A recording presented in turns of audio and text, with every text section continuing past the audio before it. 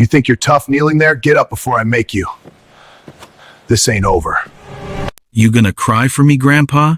The 6'5" white supremacist kicked the mop bucket across the prison floor, soaking the 6'8" black man's shoes. Leon Williams didn't flinch, just locked eyes with the gang enforcer, calm, cold, unafraid. And that terrified Colt Brennan more than any threat could. Because in Ironwood Correctional, fear is survival. But Leon wasn't afraid. Across the cell block, Officer Davis noticed Leon's hands, scarred knuckles, calcified ridges, the unmistakable signature of a professional fighter.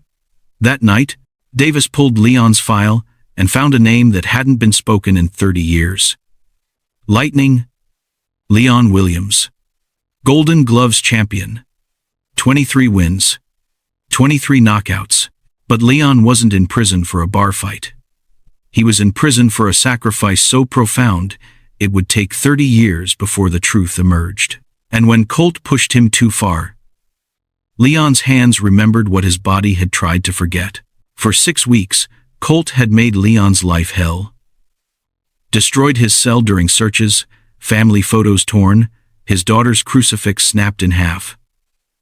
Leon never complained, never fought back. Just quietly endured with that same unsettling calm that made Colt angrier each day. Then came Tuesday morning. Leon was mopping when Colt approached with 3 AB brothers. They formed a semicircle, blocking his path. "My boots are dirty," Colt announced loud enough for the entire cell block to hear. "And I think you should clean them. With your bare hands. Right here. Right now." The tier went silent. This wasn't harassment. This was a public demand for complete humiliation. Leon looked at that boot. Then up at Colt's smirking face. For just a second, something flickered behind his eyes. Something cold that made one of the brothers step back involuntarily. Then Leon knelt down slowly and began wiping Colt's boots with his bare hands. The AB erupted in laughter. Inmates turned away. When Leon stood up, his sleeve rode up slightly, revealing those fighters' hands for 3 seconds. Officer Davis couldn't shake what he'd seen. Those hands. He'd spent 3 years boxing at the Detroit Pal Gym before a shoulder injury ended his amateur career, and he knew fighters' hands when he saw them. The calcified ridges across Leon's knuckles weren't from prison fights or accidents. They were the signature of thousands of hours on heavy bags, speed bags, and human bone. After the evening count, Davis pulled Leon's intake file from 1,995. The mugshot made him pause. This wasn't the frail old man mopping floors. At 38, Leon had been 195 pounds of lean muscle. Shoulders like bridge cables. A jaw that could have been carved from granite. No prior arrests. Nothing. Then suddenly, voluntary manslaughter, bar fight, 1-punch kill. Guilty plea entered within 72 hours. 30 years, no trial, no appeals, just a man sprinting toward prison like he was running from something worse than a cage. On instinct, Davis searched the Michigan Athletic Commission database. His screen filled with results that made his hands tremble. A 1,976 photo showed a young warrior, arms raised in victory, trophy gleaming.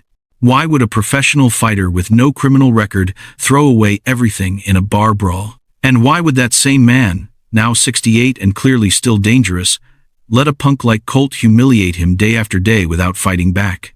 What was Leon Williams protecting that was worth more than his freedom, his dignity, and 30 years of his life? The morning after Officer Davis discovered Leon's past, Isaiah Banks waited until the guard rotations changed.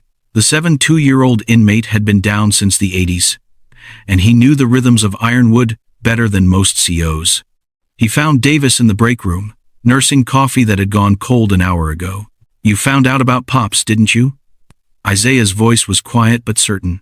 Davis looked up sharply. The old man's knowing smile told him everything. "I watched Lightning Leon fight at the Detroit Golden Gloves when I was 17 years old." Isaiah continued, settling into the chair across from Davis. "Front row seats my uncle bought me for my birthday. That man." He shook his head slowly, eyes distant with memory. "He moved like water, and hit like a freight train. Poetry and violence all at once. I knew who he was the moment he walked through intake in '95. Then why hasn't he defended himself? Davis leaned forward. Why let Colt torment him for 6 weeks? Isaiah's expression darkened. Because if he starts, he's afraid he won't stop. The words hung in the stale air between them. That man's got 30 years of rage buried in those hands, officer. 30 years of everything he lost, everyone who abandoned him. Every morning he woke up in a cage knowing his son was out there living the life he sacrificed for. Davis felt his chest tighten. His son? Derek Williams. Successful defense attorney down in Detroit now. Isaiah's smile was sad. Pops keeps newspaper clippings of every case the boy wins. Thinks nobody notices, but I see him reading them in his cell at night. You tried to warn the Aryan Brotherhood, didn't you? Isaiah nodded. Went to their shot caller 2 weeks ago. Told him to call off Colt before something bad happened. He laughed bitterly. Man dismissed me like I was talking crazy old man nonsense. Pride's a hell of a thing, Officer Davis. Pride's gonna cost that boy his jaw. Through the break room window, they could see the yard beginning to fill for afternoon recreation. 200 inmates streaming out into the winter sunlight.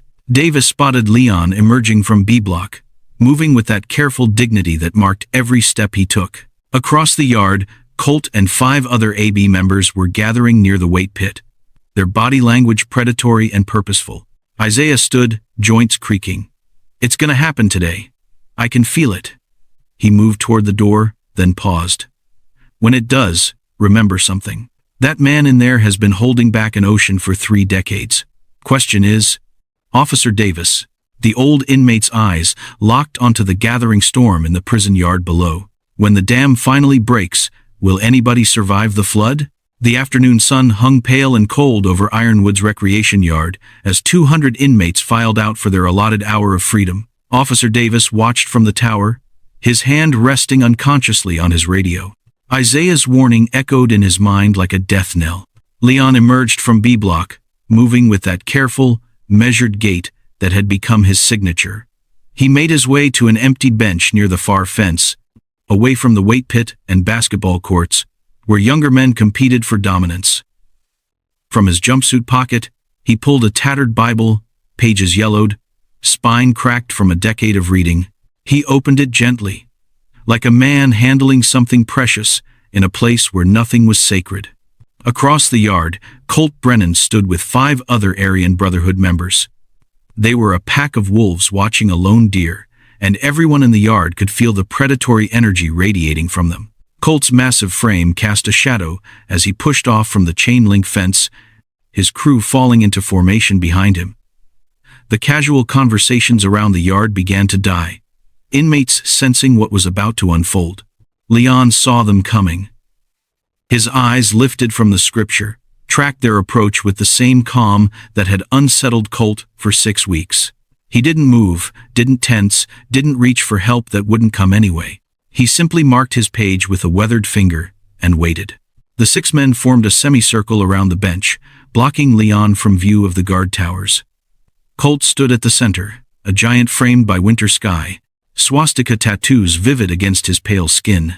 "Kneel, Grandpa." Colt's voice carried across the suddenly silent yard.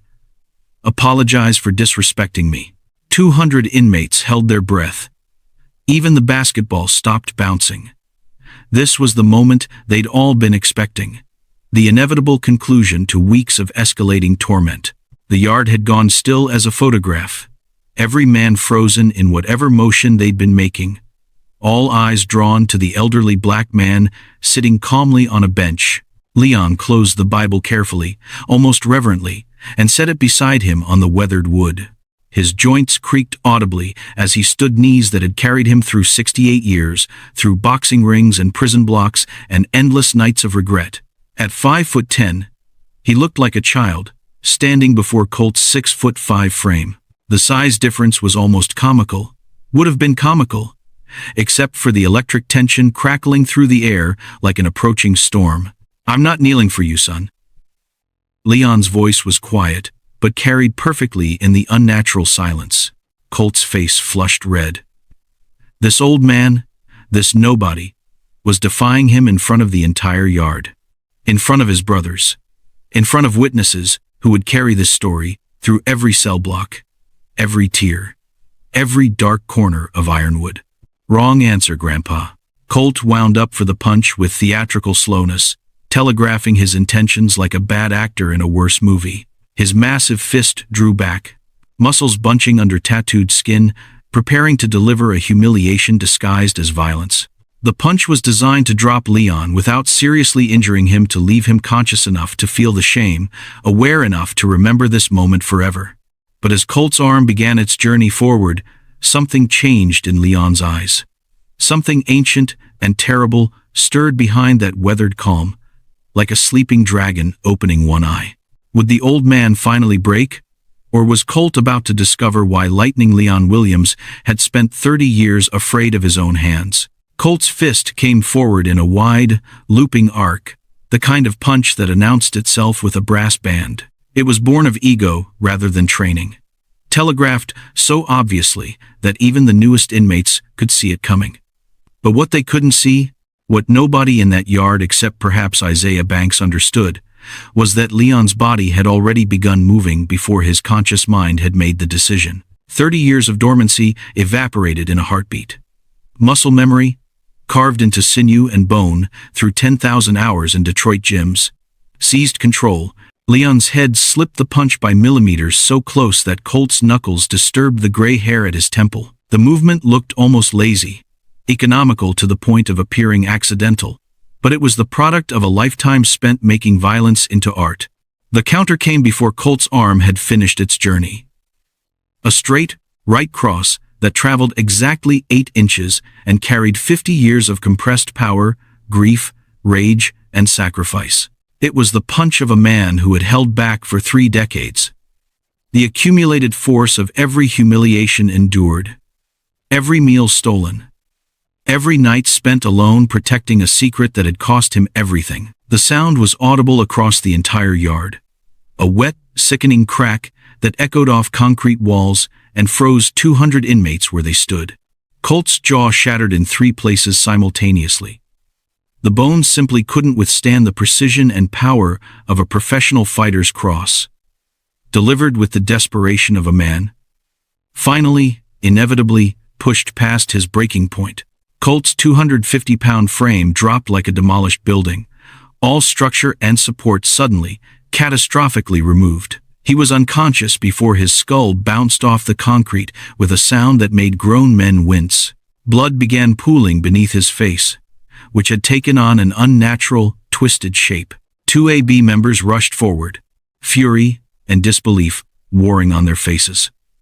Their brother had just been dropped by a 68-year-old man, and the cognitive dissonance demanded immediate, violent correction. But Leon's body was still operating on that ancient programming, still moving with the terrible fluidity of a champion who had once been destined for greatness. He pivoted instinctively as the first attacker reached him. A body shot, short, brutal, perfectly placed, folded the man in half like a closing wallet. The inmate's breath exploded from his lungs in a whooshing gasp as he crumpled to his knees, arms wrapped around his devastated solar plexus. The second man was already swinging when Leon's short hook caught him on the temple. The punch traveled less than 6 inches, but landed with the sound of a baseball bat hitting a side of beef. The attacker's eyes rolled back, showing whites, and he dropped beside Colt's motionless form. 7 seconds. 3 bodies sprawled across the winter-hard ground. Leon stood in the center of the carnage, breathing heavy but controlled, his chest rising and falling with the rhythm of someone who had just climbed stairs rather than dismantled 3 men. His scarred hands, those hands that told the story Officer Davis had finally deciphered, slowly rose above his head in surrender. The yard erupted. Inmates shouting, backing away, pressing against fences. Alarm klaxons began their mechanical wail as correctional officers poured from every door, riot gear rattling, batons drawn. Leon didn't run, didn't resist. He simply stood there with his hands raised, those devastating weapons now offered in submission, and spoke 5 words that somehow carried over the chaos. "I'm done. It's over." But as Officer Davis sprinted toward the scene, One question burned in his mind. Was this truly over? Or had Lightning Leon Williams just exposed the very secret he'd spent 3 decades trying to protect? The administrative segregation cell measured 6 feet by 8 feet, a concrete box with no windows and a metal bunk bolted to the wall. Leon sat on the thin mattress, his scarred hands resting on his knees, and waited for the inevitable. He'd added years to his sentence, maybe decades. The fight in the yard would be classified as assault, possibly attempted murder given Colt's injuries. He'd be 70, maybe 80 before he saw sunlight as a free man again. The sound of approaching footsteps echoed down the corridor. Leon didn't look up when Officer Davis appeared outside the bars, dragging a metal chair that scraped against the floor with a sound like grinding teeth. Davis sat down heavily, a manila folder thick with papers resting on his lap. "I read your case file," Davis said quietly. "All of it." Leon's jaw tightened, but he remained silent. Davis opened the folder, pages rustling in the oppressive stillness. Voluntary manslaughter. Instant plea deal. Paperwork rushed through the system in less than 2 weeks. He looked up. "That's unusual, Williams. Most defendants fight, even guilty ones." "I was guilty," Leon said, his voice flat. "The prosecutor's notes say you confessed immediately. Describe the fatal punch in professional detail, angle of impact, weight transfer, follow through." Davis leaned forward. "You gave them everything they needed to convict you. Why?" Leon's hands trembled slightly. 30 years of holding this secret, and now it was unraveling because of 7 seconds of violence in a prison yard. Davis pulled out a police report, yellowed with age. The victim died from a single punch to the temple, delivered with what the medical examiner called professional precision. 7 witnesses at the scene. Chaotic bar fight. Multiple people throwing punches. He paused, letting the information settle like sediment in murky water. "Your son was there that night, wasn't he?" Derek Williams, 19 years old. The silence stretched between them, broken only by the distant clang of a cell door somewhere in the bowels of Ironwood. "And he's left-handed," Davis continued, his voice almost gentle now. "The fatal punch came from a left-handed fighter. You're right-handed, Leon. I've watched you eat, write, mop floors for 6 weeks. Everything you do is right-handed." Leon's shoulders began to shake. 30 years of carrying this weight, of waking each morning in a cage knowing his son was free, of reading newspaper clippings about Derek's cases and feeling pride mixed with unbearable grief. All of it threatening to pour out in this concrete box, with bars and fluorescent lights, and the relentless truth finally spoken aloud. "How long have you known?" Davis asked softly. Leon's head dropped, his voice barely above a whisper. "How long have you known?" Davis closed the folder. "Since yesterday, when I started really looking at the details. The pieces didn't fit, Leon. A Golden Gloves champion with a spotless record doesn't throw everything away in a bar fight. Not unless he's protecting something more valuable than his own freedom." Leon looked up, and for the first time in 30 years, tears tracked down his weathered face. Not tears of shame or fear, but of exhaustion, the bone-deep weariness of a man who had carried a mountain on his back for 3 decades and could feel it finally beginning to shift. But one question remained, hanging in the stale air between them like smoke from a fired gun. Would Davis report what he'd discovered? Destroying the son Leon had sacrificed everything to save?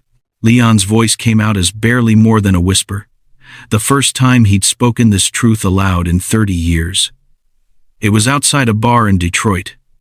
Summer of 1995. Derek had just finished his freshman year at Michigan. Full scholarship to the law school waiting for him. Davis remained silent, letting the story emerge at its own pace. 3 men jumped him in the parking lot, racially motivated. I heard the slurs from inside. Heard my boy crying out. Leon's hands clenched into fists, the scarred knuckles white with tension. I ran out, threw one defensive punch to get them off him. Just one. But Derek, he was terrified. Untrained. Just a kid trying to survive. The fluorescent lights hummed overhead, casting harsh shadows across Leon's weathered face. He threw a wild punch.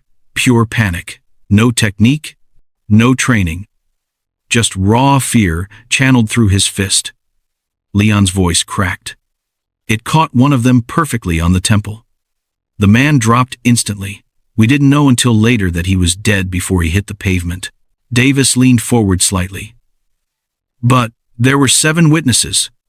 Multiple people throwing punches. Chaos, Leon said simply. Nobody could say for certain who threw what. Except I knew.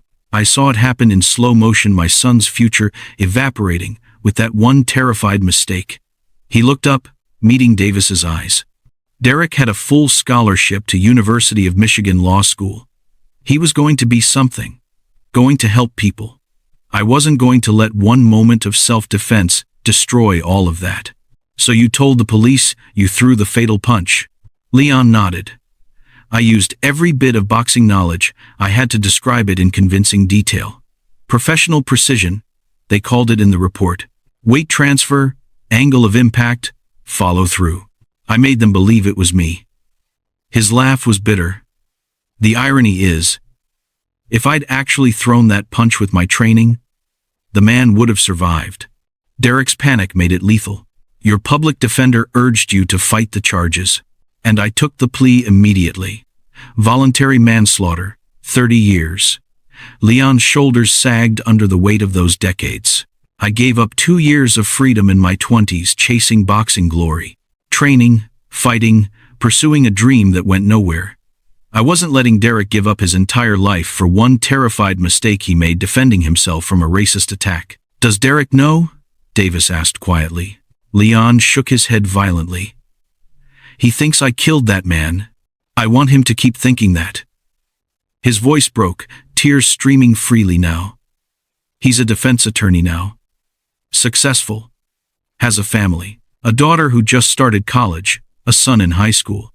If he knew I took his place, that his entire life was built on his father's sacrifice, Leon couldn't finish the sentence. The weight of it hung between them. 30 years of stolen birthdays, missed graduations, grandchildren he'd only seen in photographs smuggled into prison. 30 years of freedom traded for a son's future. If he knew I took his place, it would destroy him, Leon whispered. The guilt would eat him alive. Everything he's accomplished, every client he's helped, every moment of happiness, he'd see it all as stolen from me. Leon looked up at Davis with red-rimmed eyes.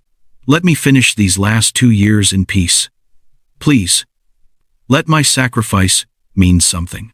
But Davis's expression remained unreadable, and the question that would determine both their fates hung in the air. Would he honor a father's devastating act of love?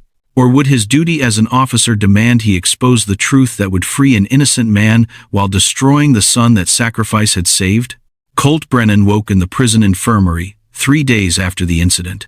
His jaw wired shut and his face so swollen, his own mother wouldn't have recognized him. The pain was excruciating, but worse than the physical agony was the humiliation that settled over him like a suffocating blanket. He'd been dropped by a 68-year-old man in front of 200 witnesses. The Aryan Brotherhood elders came that same afternoon. They didn't waste words or offer sympathy. The message was delivered with cold efficiency, by a man whose face bore the scars of decades inside. You brought shame to the Brotherhood. You're out. Just like that, the only family Colt had known for 6 years excommunicated him. Within 24 hours, he was moved to protective custody, no longer safe among the brothers who'd once claimed they'd die for him. 6 months passed with agonizing slowness. Leon remained in protective custody by choice.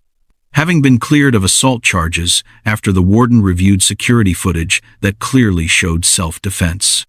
Instead of counting down his final months in isolation, Leon volunteered to teach a boxing fundamentals class, channeling the inmates' aggression into something productive, teaching them that discipline mattered more than rage.